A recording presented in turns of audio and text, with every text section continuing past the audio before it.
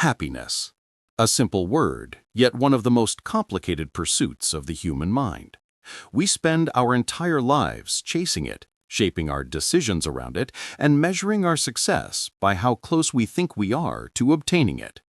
And yet, the more we chase happiness, the more it seems to slip just slightly out of reach. This is the paradox of happiness. The harder you try to grasp it, the more elusive it becomes. From the moment we wake up, we are surrounded by messages telling us how to be happy. The right job, the right body, the right income, the right relationship. But hidden beneath this constant pressure is a quiet truth that few people admit. The pursuit of happiness often creates the very unhappiness we are trying to escape. Because when happiness becomes a destination, every step that isn't perfect begins to feel like failure. People believe that happiness is something you achieve once certain conditions align. "I'll be happy when," the most dangerous sentence in modern life. "I'll be happy when I get the promotion, when I find the right partner, when I earn more money, when my problems finally disappear." But happiness doesn't live in the future. Happiness thrives only in the present, and the present is the one place we frequently overlook in our pursuit of something better. The paradox deepens when we realize that the very act of measuring our happiness often destroys it. Think about it. The moment you stop during a good experience and ask yourself, "Am I happy right now?" the answer suddenly becomes uncertain. The joy becomes something to analyze rather than something to feel. Happiness loses its texture because we are too busy trying to evaluate it. Modern society promises that more choices, more freedom, and more comfort will make us happier. Yet research consistently shows the opposite. The more options we have, the more we hesitate, the more we compare, and the more we fear choosing wrong. You don't just pick a meal, you wait 20 menus. You don't just choose a partner, you scroll through endless alternatives. You don't just live your life, you constantly wonder if there's a better one waiting just a few steps away. And in this endless search for the best, we overlook the good that is already in front of us. Happiness becomes harder not because life is worse, but because our expectations have expanded beyond what any reality can satisfy. We want constant fulfillment, endless excitement, uninterrupted meaning, but life by nature rises and falls. And when we demand constant joy, normal days start to feel like disappointments. We compare our behind the scenes with everyone else's highlight reels and wonder why our lives don't feel as spectacular as the ones we scroll past. The paradox appears again. The more we expect happiness, the less we feel it. Another trap of the paradox is the idea that happiness is linked to control. We try to manage every detail of our lives, believing that if we can just reduce uncertainty, happiness will follow. But unpredictability is part of being human. When we try to eliminate every possibility of discomfort, avoiding risk, avoiding vulnerability, avoiding anything uncertain, we also eliminate many paths to joy. Comfort zones protect us, but they also confine us. Happiness grows when we stretch, not when we shrink.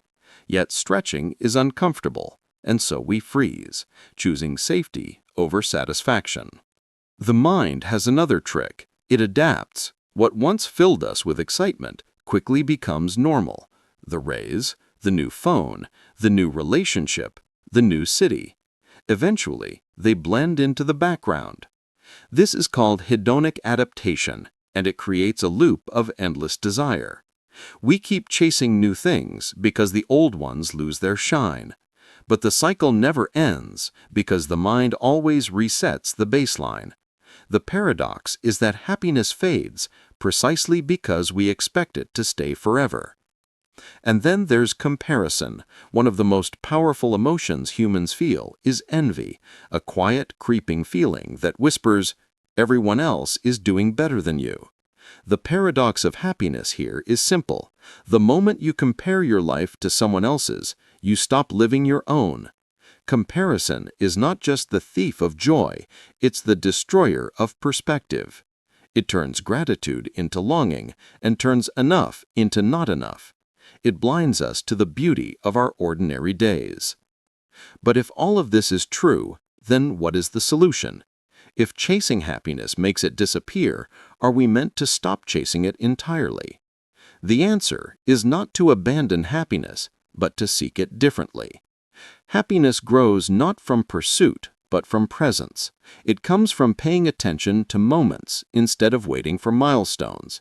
It comes from valuing progress instead of perfection. It comes from appreciating what we have instead of obsessing over what we lack. Happiness is less like a trophy and more like a garden. It grows when we water it gently, not when we yank at the leaves, demanding they grow faster. One of the greatest secrets of happiness is this: happiness happens when you stop trying to force it. The mind relaxes, and suddenly the simplest things shine. A quiet morning becomes peaceful instead of empty. A conversation becomes meaningful instead of routine. A small accomplishment becomes satisfying instead of insignificant. When the pressure to be happy disappears, real happiness finally has the space to appear. Gratitude is another paradoxical ingredient. People wait to feel grateful until their life improves, but life often improves only after they learn to feel grateful. Gratitude shifts the focus from what is missing to what is present, and that shift alone changes everything. Not because life becomes perfect, but because we begin to see the parts of life that already are. Meaning, too, plays its role. Happiness without meaning is fragile. It disappears quickly when challenges arrive. But meaning gives happiness a backbone, something to hold on to even when the easy moments fade. Meaning often comes from responsibility, love, creation, growth, and even sacrifice. These things are not always pleasant, but they bring a deeper form of happiness, a grounded happiness that survives even during struggle. And perhaps the greatest realization of the paradox is this: happiness is not a constant emotion. It is a series of moments, small, quiet, often unexpected, that appear when we are open to them.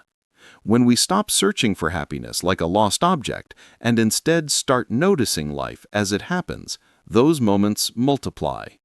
The laughter that comes out of nowhere, the satisfaction of finishing something difficult, the warmth of someone understanding you, the calm after a stressful day. These are the real jewels of the human experience. So the paradox of happiness remains. The moment you chase it desperately, it slips away. The moment you slow down, pay attention, and allow life to unfold, it quietly returns. Happiness is not a prize waiting in the future, it is a companion waiting in the present. And maybe that is the most liberating truth of all. Happiness is not something you achieve, it is something you allow. When you stop running towards it, happiness finally has the chance to walk beside you.